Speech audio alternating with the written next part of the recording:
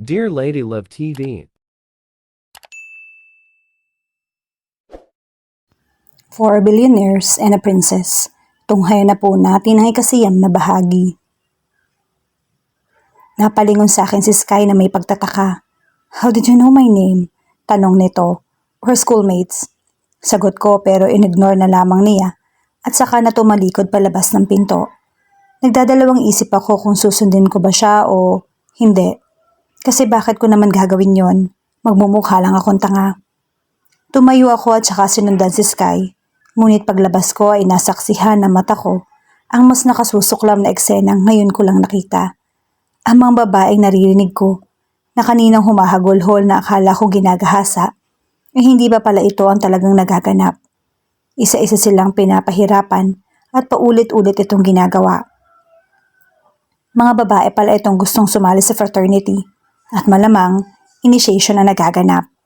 Bigla na lang may lalaking humawak sa dalawang kamay ko at sinandal ako sa bader sabay sabing, "Gusto mo ding sumali?" Ang sabi niya na may mabahong hininga. "Bitawan mo ako. Hahabulin ko lang si Sky." Sabi ko na namimilit sa hawak ng lalaki. "Walang may pangalang Sky dito, miss. Yun yung boss nyo." Sagot ko. "Bakit? Nabitin ka ba?"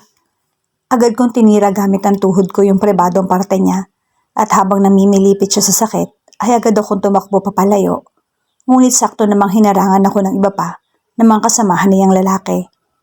Habang ako'y nangangatog sa takot sa susunod na maaaring mangyari, ay may biglang lalaking naka-helmet na nakasakay sa motor ang lumusot sa glass window at sinugod yung mga lalaking pumapalibot sa akin at hinabol niya sila. Sino naman kaya ito? Makabagong Power Rangers ba to? Nagsipagtakbuhan yung mga lalaki, paalis nang nagpreno ang mahiwagang binata, sabay angat ng kanyang windshield. Muling ibinalik na lalaki ang windshield habang nakatalikod sa direksyon ko at inaya akong sumakay sa motor niya. Pagkaharap naman niya sa akin. Pagkaangat niya ng helmet ay inireveal nito ang savior ko. Ay walang iba pala kundi si Sky. I never thought na ganito pala. Kasayang labagin yung sarili kong batas. Sabi nito matapos guluhin ang pawisan niyang buhok. Hindi ko napigilan na maluha dahil akala ko iniwan ako ni Sky. Kaya naman maluha-luha kong niyakap si Sky. "Excuse me? Ano sa tingin mo yung ginagawa mo?" Seryosong tanong ni Sky sa akin. "Sorry, na-carried away lang ako." Sagot ko na bumitaw sa kanya. "Thank you nga pala sa pagsagip sa akin." Dugtong ko. "Huwag mo na ipagkalat ang nangyari at ipinapangako kong hindi ka nila gagambalain pero..." At lumapit siya sa akin at inilapit ng sobrang lapit talaga sa mukha ko. Yung mukha niya sabay sabing, "Sa oras na makalabas ang tungkol dito, ako mismo ang papatay sa'yo." Banta niya sa akin. That's more like Sky. Ang fraternity ego niya na mas litaw na litaw sa fake world na to. Ngayon ko lang talaga buong nasilayan yung ganitong feature ng karakter ni Sky. Dahil sa real world, snab at walang pakialam si Sky sa kahit kanino, kaya naman, wala nakakapaglakas loob na makipagkaibigan sa kanya sa school. Pero yes, he's really cool dahil nabibilang pa rin siya sa masasabing populars ng school namin. Kinabukasan sa school, alam kong dapat kong kayanin na makipag-close kay Sky. Kailangan kong makahanap ng tiyempo para maisakatuparan ang awakening niya. Parang nga lang suntok sa buwan dahil sa pagkakataong mayroon si Sky. Gaya nga ng sinabi ko, naging mahirap sa akin ang unang attempt ko na makipag-close sa kanya. Lagi kasi niya akong iniiwasan. Parang ang naiihalin tulad ko ito sa senaryo ni Sashi. Kaso ang kaibahan lang, this time wala talagang pakisiskay sa existence ko. Minsang paglabas ko matapos ang PE class ay napansin ko si Sky. Nasa isang tabi lang ng bleachers na nanonood. Tahimik lang siya. Malayo sa basag-ulong fraternity leader na nakilala ko ng isang araw. Agad ko siyang tinabihan at gaya ng ginawa ko ng mga nakaraan, ay pilit ko siyang kinausap. Kung ano-ano na rin yung kinukwento ko sa kanya. Ngunit nakakapagod lang dahil after ng effort kong magpapansin sa kanya, tatayo lang siya at aalis na para bang wala ako na kumakausap sa kanya. Sa totoo lang, mas madali pang makipag-usap sa mga nakaka-comatose dahil alam mong naririnig ka nila at pinapakinggan despite sa kalagayan nila. Kesa naman sa taong alam mong malusog pero nagmamanhid-manhiran lang para hindi ka pansinin. Parang gusto ko nang sumuko.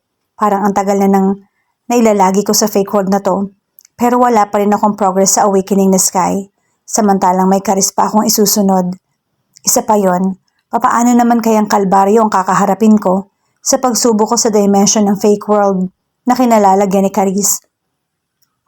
Isang hapon ay sinubukan kong abangan si Sky para sundan siya at sumabay sa kanya pag-uwi. Kaya lang, tinahak namin ang daan namin pa uwi. Parang bigla ako nagsisi na sumabay sa kanya.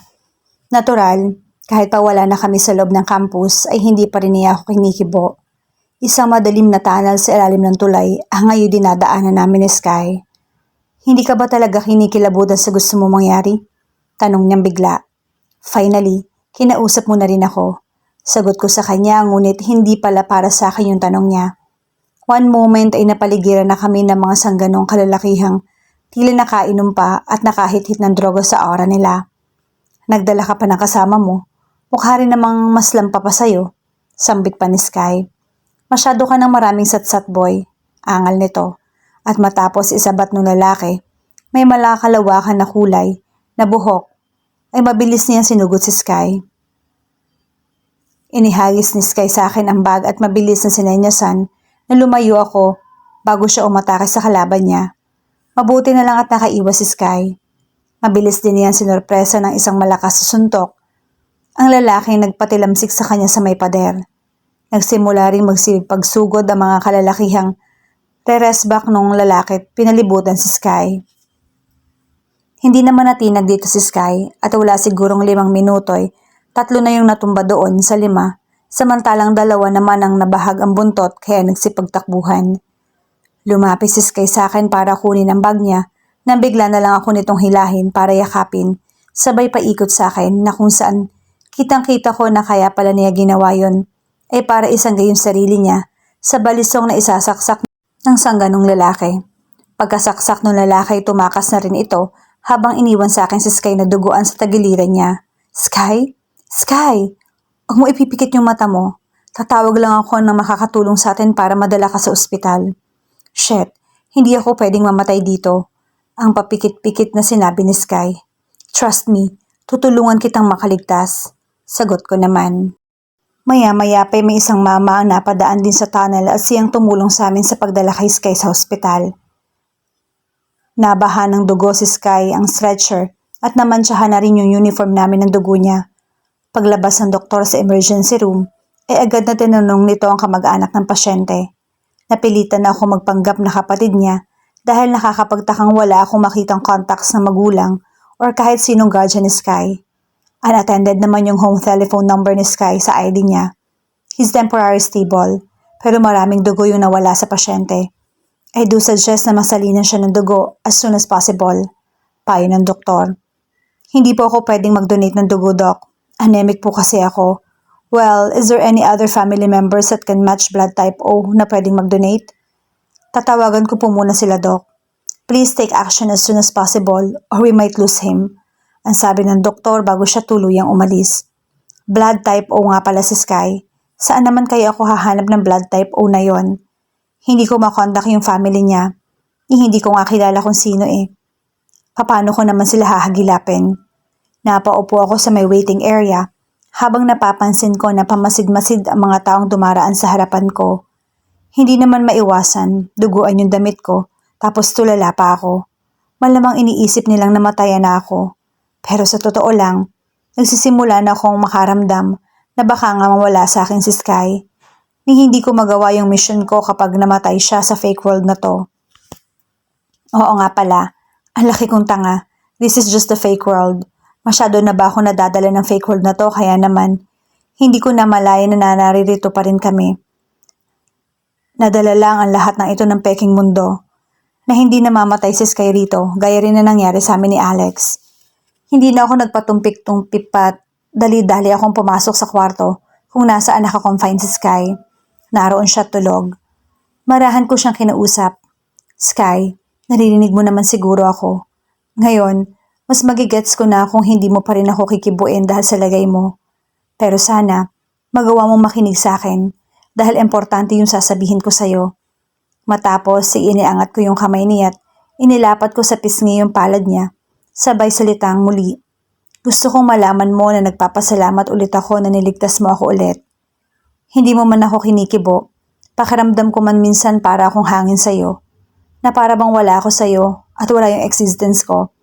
Nagpapasalamat pa rin ako, Sky, sa palagi mong pagsagip sa akin. Napansin ko na lang na napatuloy yung luha sa mata ko habang patuloy ako nagsasalita. Pero alam mo ba, Sky, hindi mo na kailangan mag-suffer sa kalagayan mo ngayon. Na-realize ko masyado na tayo nagpapakatagal sa fake world na to. Gusto mo bang gumising kasama ko? Tanong ko sa kanya. Isang paggalaw ng isang daliri niya na nakahawak pa rin sa pisngi ko, ang bigla ko na lang naramdaman. Ito yung sinasabi nilang reflex response, pero para sa akin, ito yung sagot ni Sky sa tanong ko. Ito na rin ang hudyat ng climax ng awakening ni Sky. Sky, hindi mo man ako kinikibo pero ramdam na ramdam ko kung paano mo ako gustong makausap, makabanding at maging kaibigan. Hindi ko alam kung bakit mahirap sa'yo dito sa fake world na gawin yon. Pero promise, pagising mo sa real world, let's do our best to be close together with the others. Saad ko bago ko alisin yung Irma sa ilong niya. Unti-unti kong napansin na napapamulat ang mata ni Sky para makita ako. Thank you, Sky. Wait for me in the real world. Ang sabi ko as our kiss generated a strong light between us. And I believe as soon as this light fades, I'm on for my next mission. And the last one. Caris, this mission is the last at ang pinaka nakakabwisit sa lahat. Hindi ako makapaniwalang in this scenario. I will be one of Caris' maid. Ayos lang sana kung alaman lamang ba niyang schoolmate niya ako. Kaso pati yun pinagkait ng fake world na to. Dahil sa hindi ko kaklase si Caris dito. Ibibigay mo ba sa akin yung towel or hahayaan mo akong magkasakit sa pagkakabasa mula sa ulan? Ang sabi ni Caris sa tapat ng mukha ko habang tumutulo pa yung tubig sa sahig mula sa buhok niya. Tinakasan na naman kasi ni Caris yung mga bodyguards niya. Kaya heto, umuwi siyang basang-basa sa ulan. Dumiretso na siya sa kwarto niya. Matapos kong iabot yung tuwalya sa kanya at hindi na lumabas na para mag-dinner. Naging malaking usap-usapan ng mga sismosong katulong ang pagbabago daw ni Caris ngayong gabi. Ayon daw kasi sa kanila, palabiro, magalang at masayahing bata ito. Kaso ngayong gabi parang nag-iba daw siya. Bigla naman dumating ang isa sa mga bodyguards ni Caris sa kusina para kumuha ng maiinom. Para nagkalindol sa sobrang taranta ng mga sismosang katulong. At bigla silang nataranta kung saan pupunta at iniwan sa aking mag-isa ang pagpupunas ng plato. Anong problema ng mga yon? Tanong sa akin ng bodyguard. Naiihi po siguro sila. Sabay-sabay talaga. Para silang mga inahing manok na putak ng putak. Baka po kasi sa tandang na pumasok kaya sila natatakot. Bahagyang natawa yung bodyguard, sabay lapag sa sink ng pinag-inuman niyang baso. Hindi magandang pinag-uusapan nila ng kung ano-ano yung young master. Lalo na ngayon sa pinagdadaanan niya. Ano nga po ba? Tanong kong bigla. Lumingon siya bigla sa akin sabay sabing, malalaman mo rin at ng mga inahing yon soon. At dumiretso na ang bodyguard palabas. Isang gabi inutusan ako ng mayordoma namin na katulong na kumuha sa basement ng wine para iserve sa dining table ng mga Yuzon. Kaso, ikinagulat ko talaga yung madatnan kong nakahandusay at walang malaytal. Ang kalasingan si Caris. I've never seen him drunk like this at ayaw ko na ulit makita dahil para siyang inabando na sa itsura niya. Sa halip na kumuha ng wine ay inakay ko si Caris paalis sa basement. Pagkakita sa may security guard ay nagpatulong akong akayin siya patungo sa kwarto niya. Halos maligo na sa pawis ito dahil na din sa walang air condition sa basement or maski electric fan man lang. Nang maghanap na ako ng damit na pampalit niya sa tokador, ay medyo nag-alinlangan ako sa susunod na gagawin ko. Kinakailangan ko na kasing bihisan si Caris, which means kailangan ko din siyang hubaran. Mama mia, hindi naman ako nagkakasala sa gagawin ko, pero pakiramdam ko isang womanhood scene para sa akin ito. Kababae kong tao, maguhubad ako ng lalaking lugmok sa kalasingan. Si Caris pa naman of all the people. At the back of my head, parang cheering squad. Ang nag-uudyok sa akin na go for it. Strike lang na strike. Kaso ang konsensya ko naman, na itsusera sinasabing isa kang konserbatibong dalaga. Konting pride naman. Sus Mariosep, katulong ako sa fake world na to kaya naman normal lang ang gagawin ko. Normal lang. Promise. Sinimulan ko nang mag-unbutton ng polo ni Caris Pero nagsisimula nang mamula yung mukha ko. Naging successful naman yung pagpapalit ko ng pang-itaas niya. Pero na makita kong kinakailangan ko ring palitan yung jeans niya, nagdumihan sa basement, napalunok na lang ako. Nanginginig pa yung kamay ko habang ina-unzip yung jeans niya. Nang bigla na lang niya akong hinila at pinahiga sa tabi niya sabay sabing, You naughty maid. Ang duro niya sa pik ng ilong ko. Kung hindi ka lang maganda, sisante ka na. Now, continue what you're doing. Siguraduhin mo mag-e-enjoy ako. Sabay bitaw niya sa akin. Yuck! Pati ba naman ikaw? Mga lalaking to. Puros mga perverts. Pinilit ko na lamang na bilisan yung paghila sa pantalon niya upang palitan ng pantulog. Mabuti na lang at naka-boxer siya. Kaya kinaya ko nang hindi atakihin sa puso. Ilalagay ko na sana sa may basket ng maruming damit yung pinagbihisan niya nang may napansin ako sa may study table niya. Makita-kita kong diary ito. Nagda-diary pala tong suplado na to. Pambabae pa talagang kulay ah. Sabi ko sa sarili kong hindi mapigilan ng pagtawa. Dala ng sobrang curiosity, ay hindi ko maiwasang buksan yung nilalaman ng diary. Diary na pambabae na nagbibigay sa akin ng dahilan para isiping bading si Caris. Pagbukas ko ng diary ay kumabog yung pagkalakas-lakas ang dibdib ko sa nabasa ko. Dear Diary. Yan kasi, narinig kong una sinulat sa diary. Hindi talaga ako mahilig sa ganito at first time ko lang bumili nito. Kasakayan ko ngayon sa bus yung crush ko. Si Caris.